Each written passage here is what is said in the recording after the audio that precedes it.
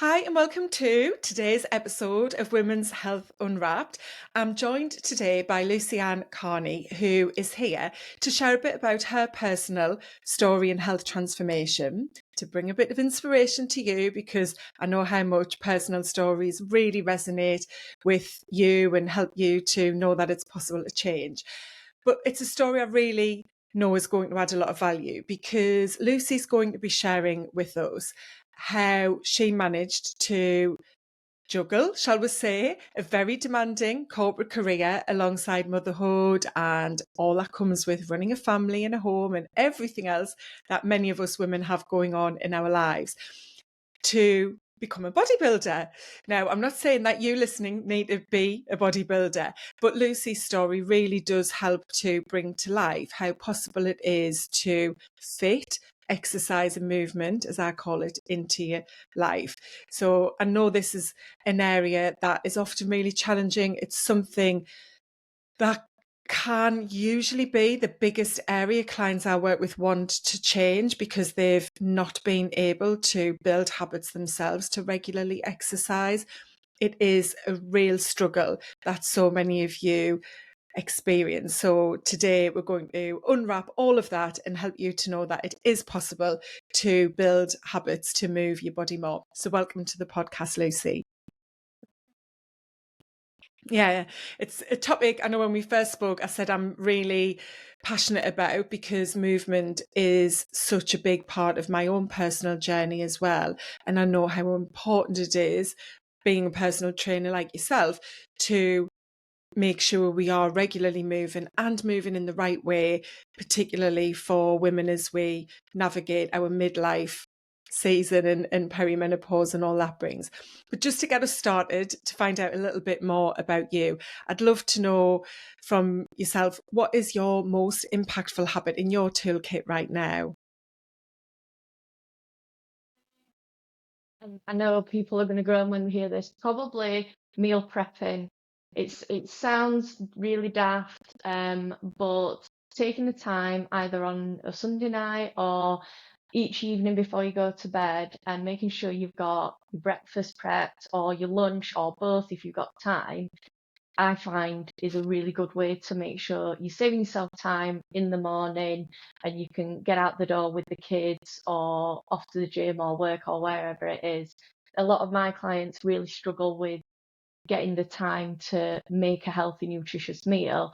And I say, just do it the night before. Once the kids have gone to bed, before you sit down to watch Coronation Street or whatever, take 10 minutes to get your overnight oats or your lasagna or whatever you're taking to work, get that out of the way, and then you're going to be less inclined to make poor choices the next day. That's not daft at all. It's a brilliant habit. It's one of my big habits as well. And you're right, like so many women struggle with what they eat and struggle to make healthy meals. And I think what we're going to talk about today when it comes to movement and exercise and the strategies and tips you give are also applicable to meal planning and prepping, aren't they? So you can, listen to what we're talking about today and definitely take those suggestions and tips and put them in place for other things like meal prepping. And certainly for me, I know it's something that's just become a part of who I am. I've done it for probably 20 plus years, and I'm not perfect every week, but I do it because it does just make things so much easier and helps me to feel so much better in lots of different ways. Yeah.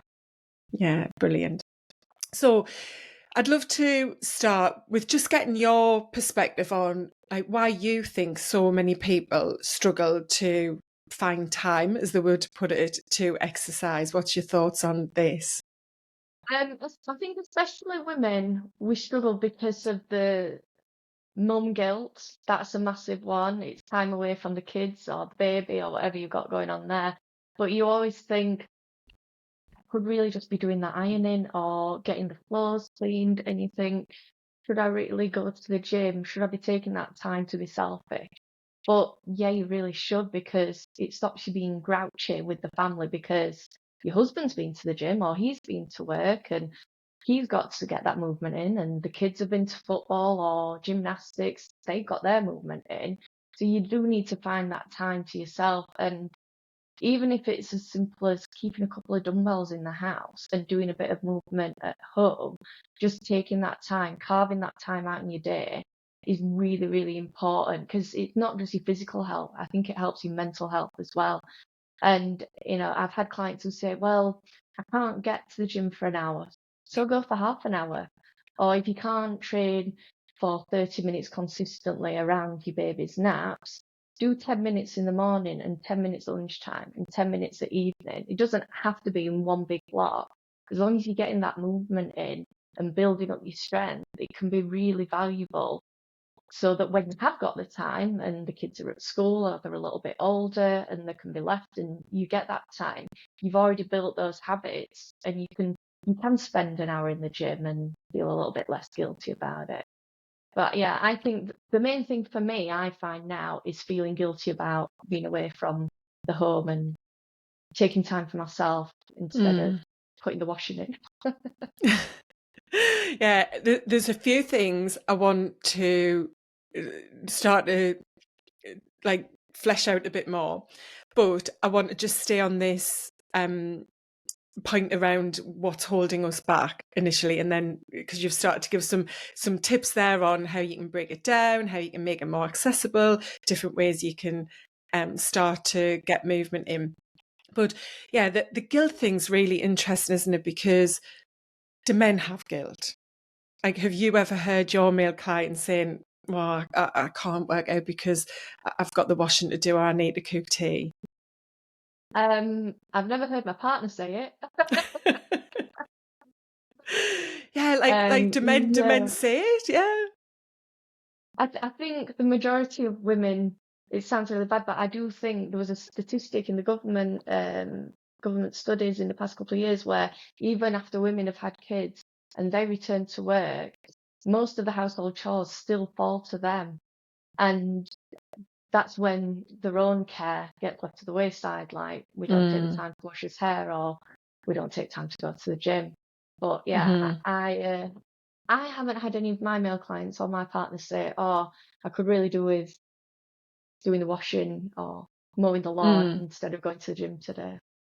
Yeah, it's just interesting, isn't it? Because I've seen the same thing.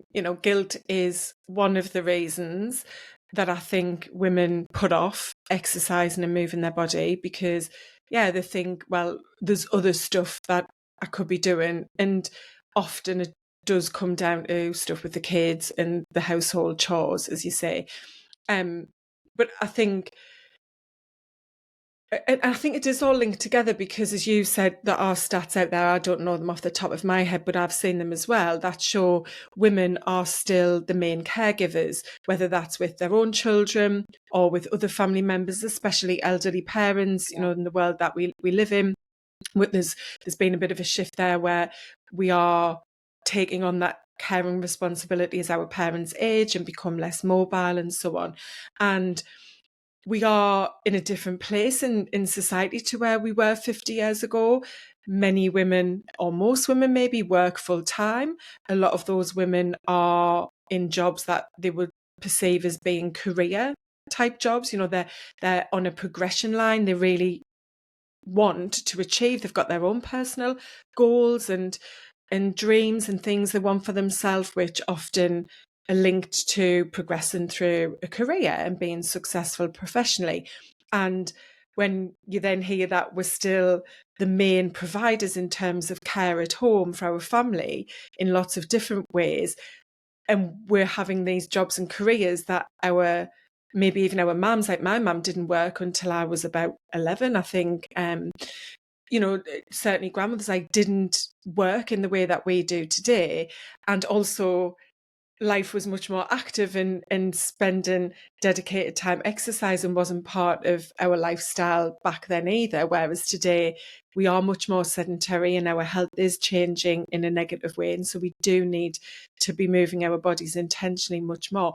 There's so much in there, isn't there, that is on the shoulders. Like, we've got this extra weight in our shoulders as women that is holding us back from being able to fit in on top of everything else, exercise. And is that what you hear from the women that you work with, or are maybe questioning whether they've got time to work with you?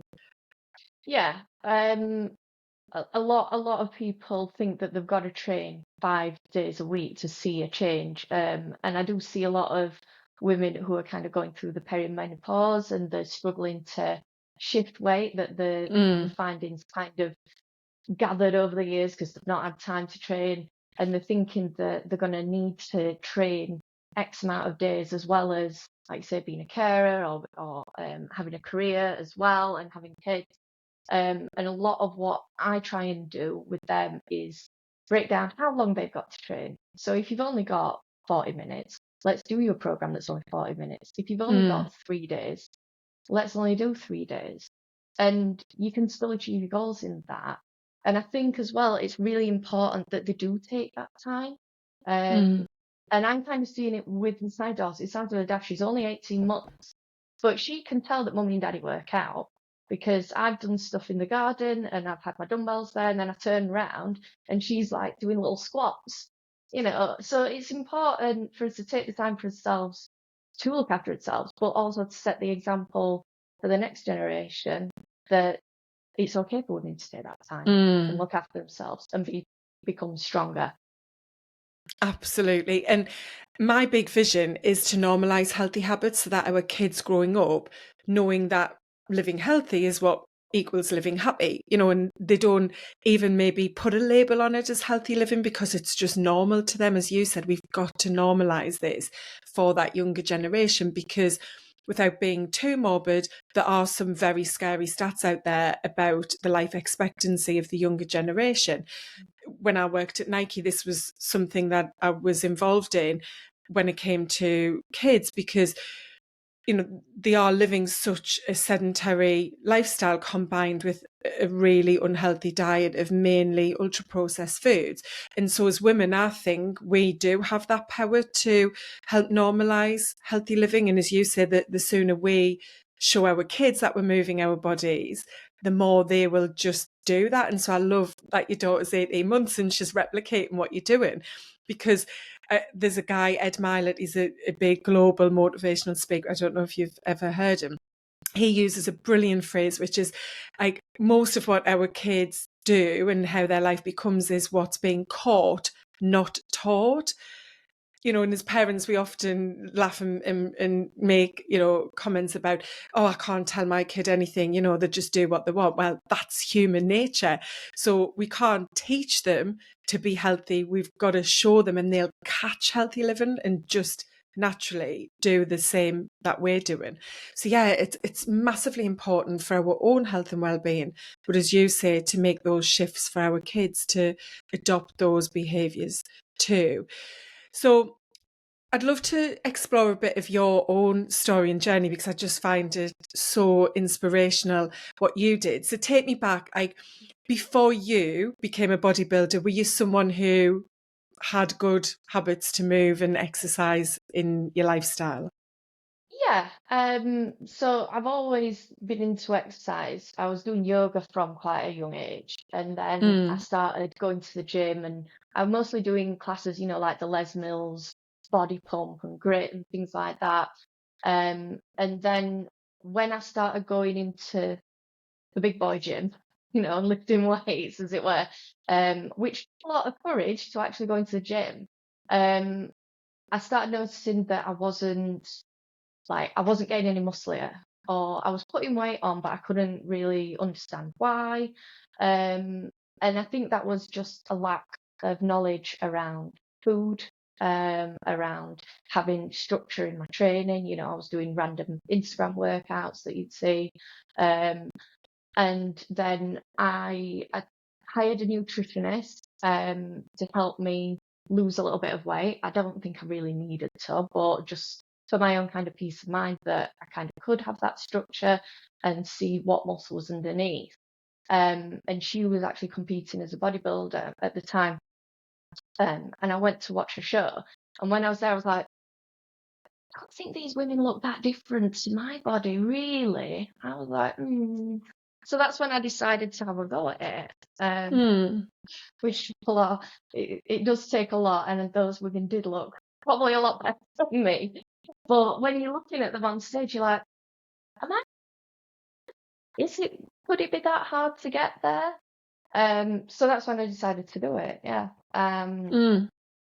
And I hired a personal trainer who also did my meal plans, which I absolutely would not recommend bodybuilding diets to anyone. And yeah, it took a long time because we had the pandemic in the middle. So I was having to train at home and get loads of gear in the garage at the time. And we had the issues with the gyms opening and closing and backwards and forwards with that. Mm. But yeah, I competed in 2021 at a bodybuilding contest. I didn't place. I didn't expect to place because there's lots of different federations with bodybuilding and they all look for different things. Like someone more of a softer look, but with a little bit of muscle showing out, I think that was what I'd seen my nutritionist at. The one that I competed in wants a really strong frame, they want the muscles really sticking out. They want a really strong, what we call an X frame, so you're really broad up top. And yeah, it was an experience. Mm. And you managed that whilst you were working in quite a demanding corporate job as well.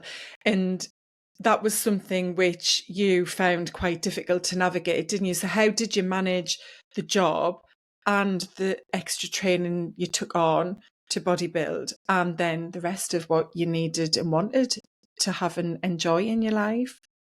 So yeah, I was training 5, 6, 7 days a week at times, training twice a day.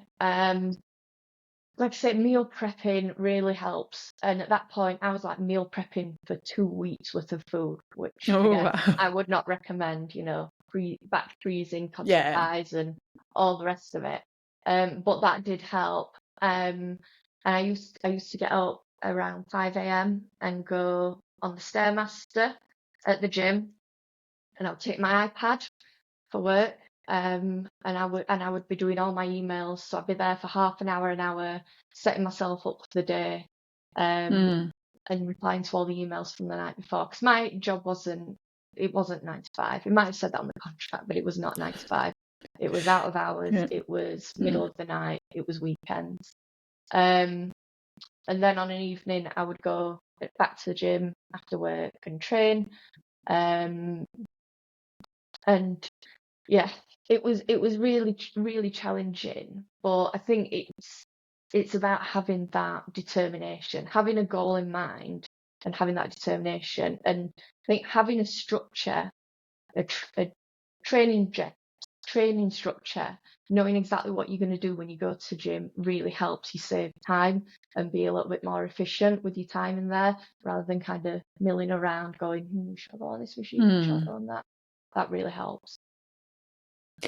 One of the things I wanted to talk to you about is the whole concept of having enough time versus prioritizing differently, because we do hear people say all of the time, I don't have enough time. And this might not just be towards being able to exercise, but it can be anything and everything. Maybe it's to see friends, to have time to have a bath, whatever.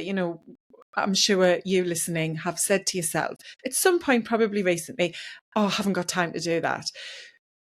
But we all have the same 24 hours in the day. And I often talk about Beyonce.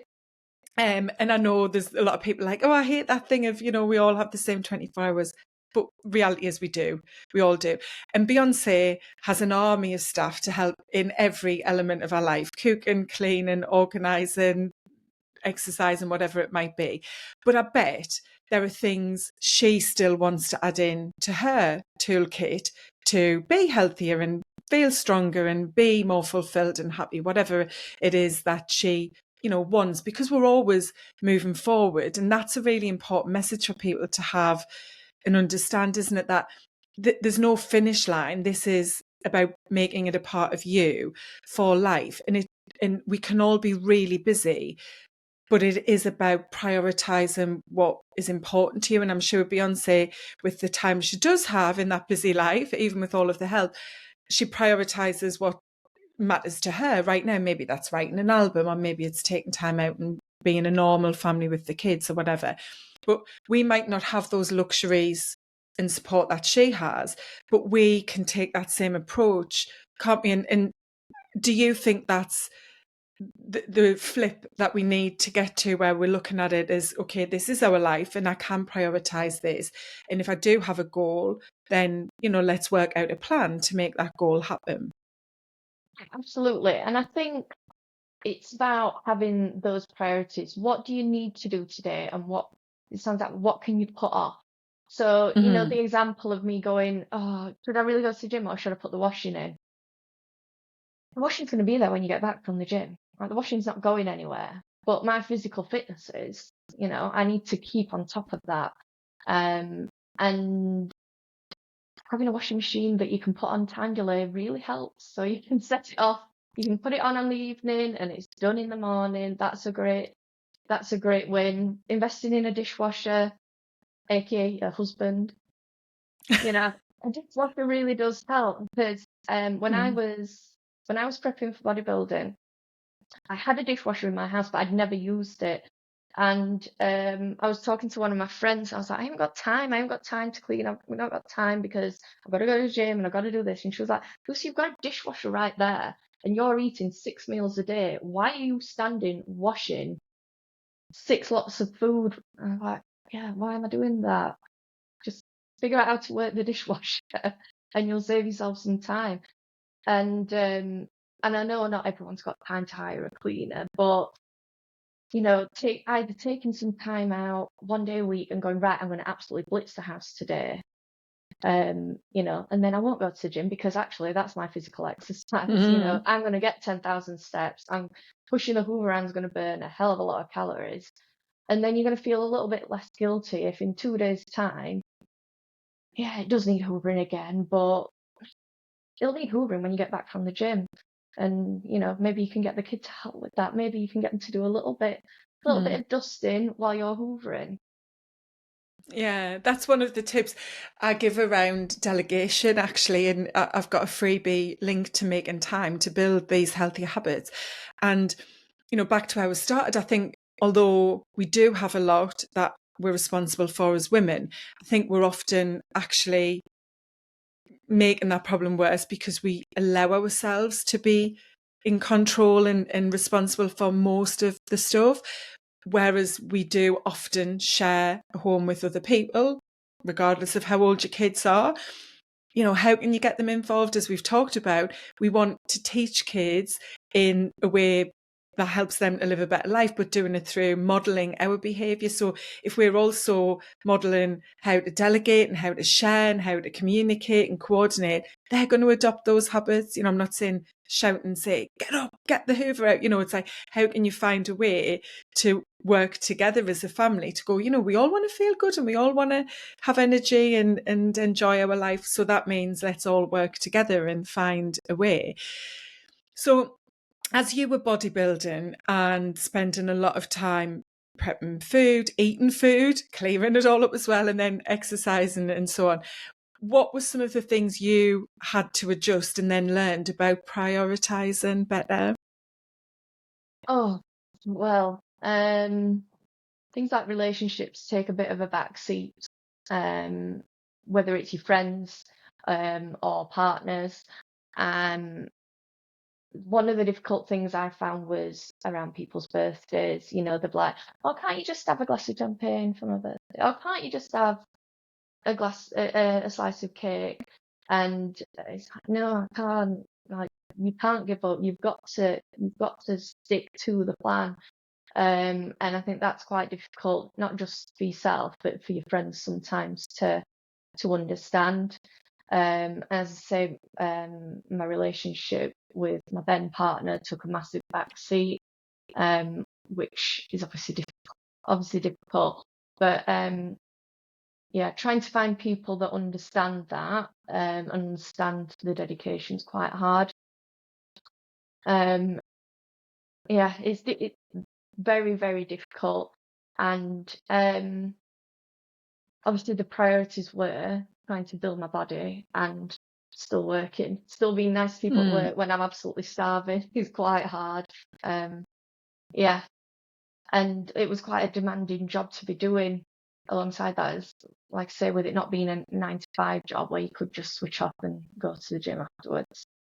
But yeah, mm. it's about finding what your priorities are, what's the important thing right now, and being able to focus on that and get rid of the white noise around it if you can. Mm. And I think that's the key, isn't it? It's being really clear on the goal. And in my framework, I have a starting point, which is why, like knowing your why, because it sounds like you'd got clear on like the reason why you wanted to bodybuild because you were already working out, but you'd suddenly decided, actually, I'm going to give bodybuilding a go and commit to this. And did you feel as though you were really attached to why that mattered to you to make that happen and achieve that goal and say, no, it's not that I've got to miss out on having a cake or I've got to say no to champagne. It's that actually I really want this and I know why it's important to miss out or not miss out, but to choose not to have those things on special occasions. Yeah, I think it can become a little bit obsessive, and I know a lot of people that are doing bodybuilding season in, season out, and they say the same thing. You become obsessed with the goal. And the thing for me was I wanted to prove I could do it. I wanted to prove that I had that Mm-hmm. discipline. I could go 24 weeks without a piece of chocolate, and I suffer with arthritis as well. I've suffered with it since I was 18. I wanted to be able to prove that something like that doesn't have to define you. And it wasn't about me wanting to get stronger in the gym or wanting to hit a PB on a squat or anything. It was, I want to get on stage and I want to line up against everyone else and look like I belong there, which might sound daft to some people, but when you get something like that in your head, it can become obsessive. It was like that is the end goal. And the thing is, food's always going to be there. Chocolate's going to be there afterwards. A piece of cake's going to be there afterwards. What's not always going to be there is the opportunity to do something like this. Mm. And how was your arthritis when you'd, change your diet and exercise the way you did? It was okay. I think there were some issues with training as I got more depleted, and I did have to take on a physiotherapist at one point because I think I damaged my shoulder. Um, but everything that I was eating was clean. It just wasn't a lot because you got to get your body fat so low. And when you get that low, you're more prone to getting injuries. You're more prone to Mm. feeling like you've got flu when you haven't. You're just starving. And where are you at now? Because I know you're not professionally bodybuilding now. You're working with other clients to build these habits of exercise into their lives. So how do you feel in yourself now that you're in perhaps a more balanced place with what you eat and how you move? A lot better because I think after bodybuilding, a lot of people experience issues with eating disorders because you've gone from being starving for so long to all of a sudden you can eat what you want and you struggle with the hunger cues. Um, and that's something I struggled with for a while. But since I had my daughter, the main thing for me was you wanting to set these healthy habits. And Mm-hmm. the main thing for me and what I try and say to my clients is eat healthy. You want to eat food as fuel. If you are in a deficit and you're trying to lose weight, eat everything that's in that deficit. It's a healthy deficit. Eat all of that food and use it as fuel for your training, for your day-to-day life. If you're breastfeeding, you need all those calories. There's a reason those calories are there. Mm. And I try and get my clients to have a healthy approach to eating, and a lot of the things that I try and get them to eat are things that the whole family can eat. So you're not having to make one meal for you and one for the other 4 people in your household. Everyone can eat healthy. And it's not about being on a diet, it's about having a healthy diet. Mm-hmm. Totally aligned on that. Yeah, I talk about diets often because this whole belief that as women we have to be on a diet and have a certain number on the scales to equal our worth and value and so on. It's just something that's damaging so many women. And sadly, I'm seeing that exaggerate even more in midlife and perimenopause, where women are seeing those changes to their body and perhaps the number on the scale going up as well. It's not always a weight gain as such, but our shape. You can be someone who's naturally very slim and lean, but see a shift in your body change with perhaps, more around your hip area. And you don't like that. And these women are obsessing over the right answer, the right diet to lose that weight and just get back to where they were. And often what they're embarking on is detrimental to good health. Yeah. It's not something that's sustainable. As you said, this is about a diet for life. And so I'm all for that as well. And hopefully you're seeing these results because clients are paying to get them from you. But do you feel as though more women are starting to appreciate and understand that this is the approach to take to feel good and to have good health and value being healthy? Yeah, I think I've got a few clients that are struggling with the number on the scales, which is why I say we need the full picture. So we need pictures of your body, we need the number on the scales, but we also need your body measurements. And I've got a client that I've worked with on and off for about a year and a half, and she's not seen the number on the scales change because she's in that bracket. She's struggling with perimenopause. But when we sat and we looked at the numbers, like her hip measurements, her thighs, I was like, your body's changing composition. So the number on the scale isn't changing, but you're getting stronger. The numbers in the gym are getting heavier, and we're seeing more muscle come out on your thighs. Your stomach's getting flatter, your biceps are getting bigger. So that's really what we want, really. We want you to be at a healthy number scale wise if we are measuring your body weight, but we want to see you get stronger. We want to see your body change in these other ways. And that's the difficulty. Some clients will say, let's just not measure the number on the scales because you are obsessed with getting to a number. Yeah. Do they seem to be like better understanding what healthy living is about, that it's not just about the food and the exercise, or do you still think we're quite a way off that happening? I think as a whole, we're kind of struggling, aren't we? A lot of people think dieting, it's just that they need to get to the smallest number, the thinnest waist, the size 8, and that's the end of it. But it's not. I think the important thing for me is you need to be strong. You need to be healthy. And you need to be strong, especially as we're getting older, especially as we're thinking about, I'm a carer for my nan, and I'm seeing her go through changes as she's getting older.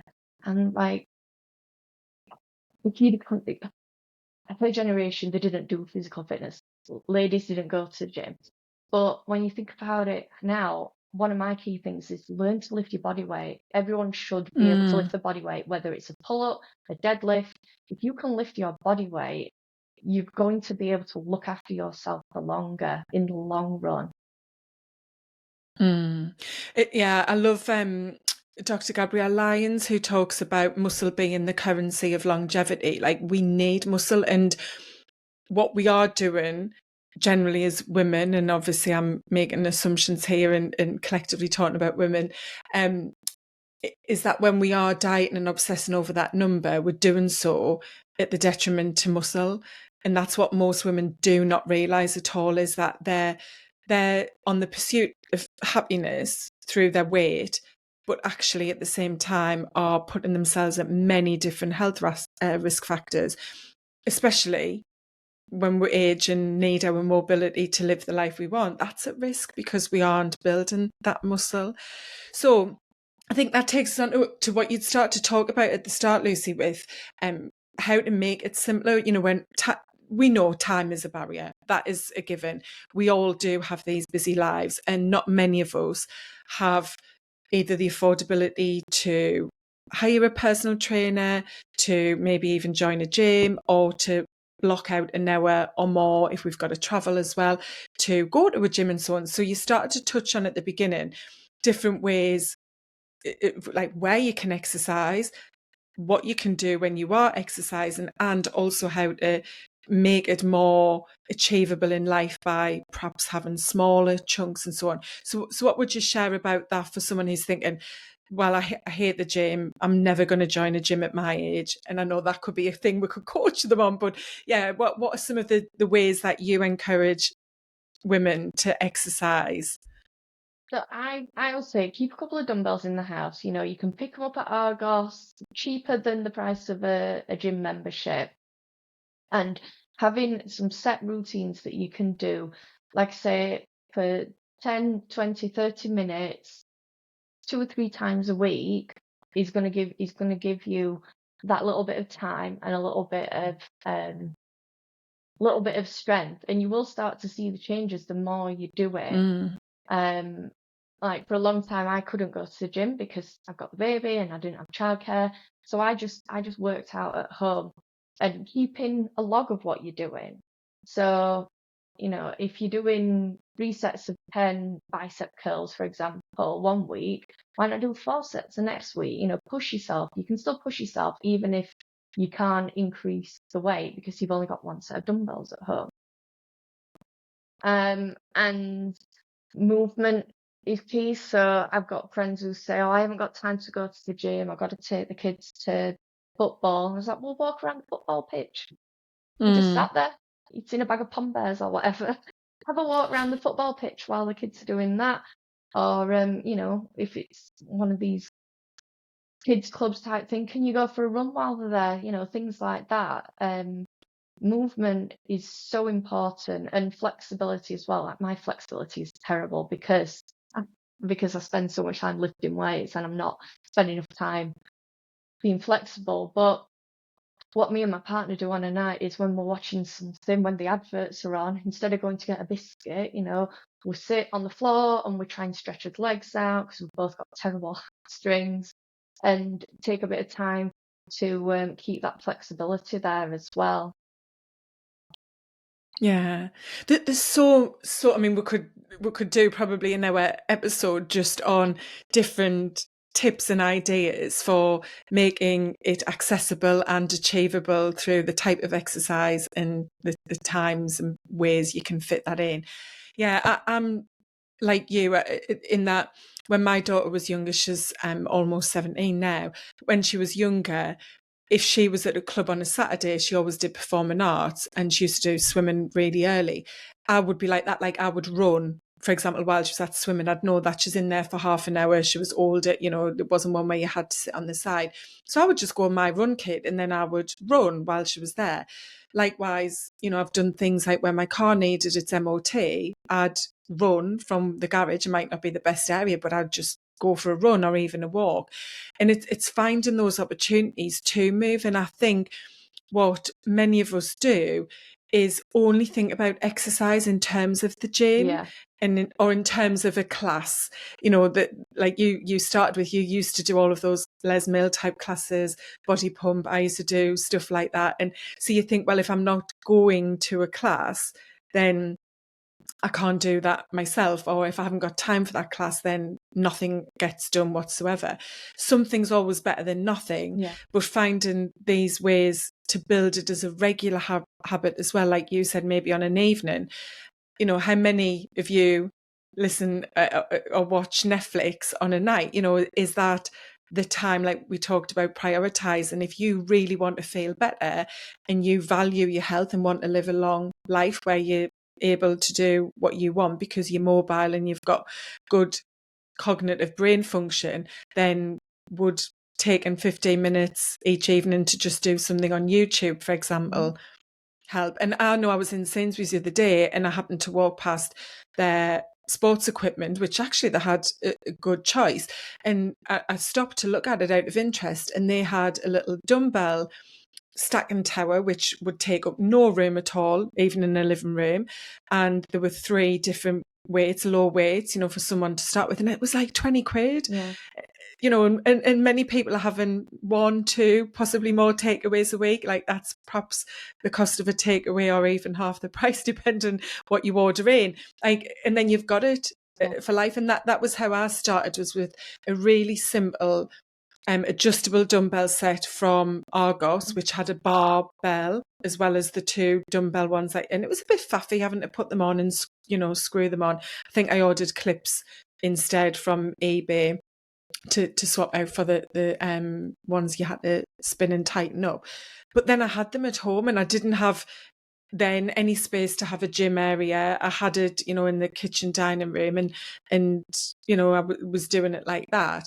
And likewise, when my daughter was born, the Wii Fit thing just came out then, and I remember getting the board, and she'd be there in the little bouncer or lying asleep on the floor, and I would just find ways to do that. But I think to get to even that point, you have to want it enough, don't you? Which goes back to what we were sharing, like, and you have to get clear on that goal and kind of get that passion and drive to, like, yeah, I'm going to do this. And that's, I think, the beginning point to then work out, okay, how do I find time? How do I make it happen, isn't it? Yeah. And one of the things my clients really get annoyed at is I say, park further away from the shop. Yeah. It's that simple. Park further away from the gym, park further away from the shop, and just get that extra movement in, especially because everyone's sat at desks all day. And a lot of people go, I can't hit 10,000 steps because I'm an office worker. Don't hit 10,000 steps, hit 5,000 and then hit 8,000. If it's not achievable, but what you're doing at work each day, don't aim for that high, because you'll set yourself up to fail. But if you set yourself up for 5,000 one week and 8,000 the next week, that's a little bit more achievable. You can go for a walk on your lunch, or you can park a little bit further away. And instead of going into Starbucks through the drive-through, get out of the car and go in and get your coffee that way. Yeah, we've been, like, now we're set up in a world to make it easy to not move. Yeah. And that's the battle we've got. We have to find ways to move, because I love all of that work that's been done on the blue zone areas, with these people who live as very traditional types of tribes in very different places in the world. And none of them exercise. They don't work out in specific, like, workout ways. They move their body and build muscle and strength through the way that their lives are. And ancestrally, that's how it was. We didn't have to work out because we were very active. But now the modern world has made it so easy to not be active. So, there is some resistance there. So it's not all about us being lazy. It's that we've been, conditioned to drive through instead of getting out. And I always use this example. It just makes me laugh. And I think about it. I think every single time I drive into the Aldi car park to do my shopping, every car goes right to the front to try and get a space as close to the door as possible.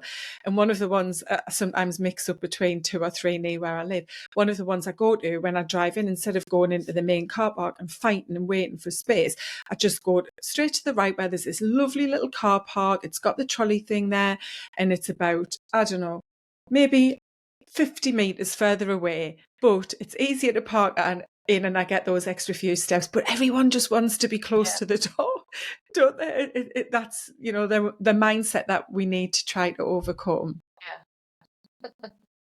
Yeah. So to wrap us up then, Lucy, I'd love to get from you, you've given some really good advice already, but I'd love to kind of put it together into 3 simple steps that someone listening could try to put in place themselves to build that habit to make time to move their body more. So first one, I'd say meal prep. You don't have to meal prep every meal, but even if you just meal prep your breakfast or your lunch, you're going to feel a hell of a lot better, and you're going to start some healthy habits. Second one, try and plan your meals for the whole family. So don't cook one meal for you, one for your husband or wife or whoever it is, and one for your kids. Build a healthy habit for the whole family. That's going to save you time.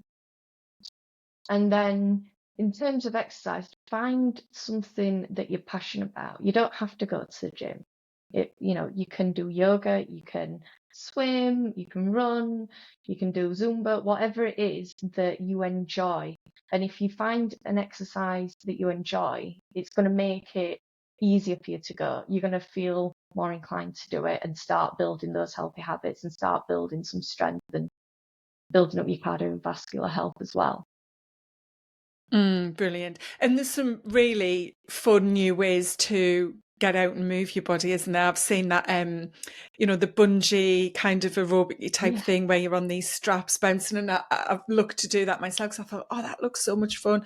Dancing. There's just so many ways that we probably don't automatically think of that perhaps if we thought about and gave it a try, as you say, we could really enjoy and want to make that a habit. Yeah. Yeah. So I'll pop everything into the show notes for someone to find out more about you. But if you just want to let them know where you like to hang out, how they can check out more about what you do. Yeah. So if you have a look on my Instagram, I'm a Lucy-Anne fitness coach. And I try and post 2 or 3 tips about working out each week. I've also got on there a free 5-day program for anyone that does want to have a go in the gym. But yeah, if you want to get in touch with me, consider working with me, then you can find me there. And where are you based in the UK as well? I'm purely an online coach, so I can help Oh, you do it all anyone. online? Yeah. Fantastic. Yeah. Great. And that's another brilliant evolution we've got, isn't it? That we're able to do something like that virtually. So if you don't have time to go to the gym or you don't want to be in a gym, which I absolutely understand doesn't fit for many women, then doing something virtually is a brilliant option. Oh, well, thanks so much for your time. I've really enjoyed chatting with you, and I hope you listening are taking on board some of what Lucy shared and thinking about which one tip you can use to get more exercise into your life. So thank you. Thank you for having me.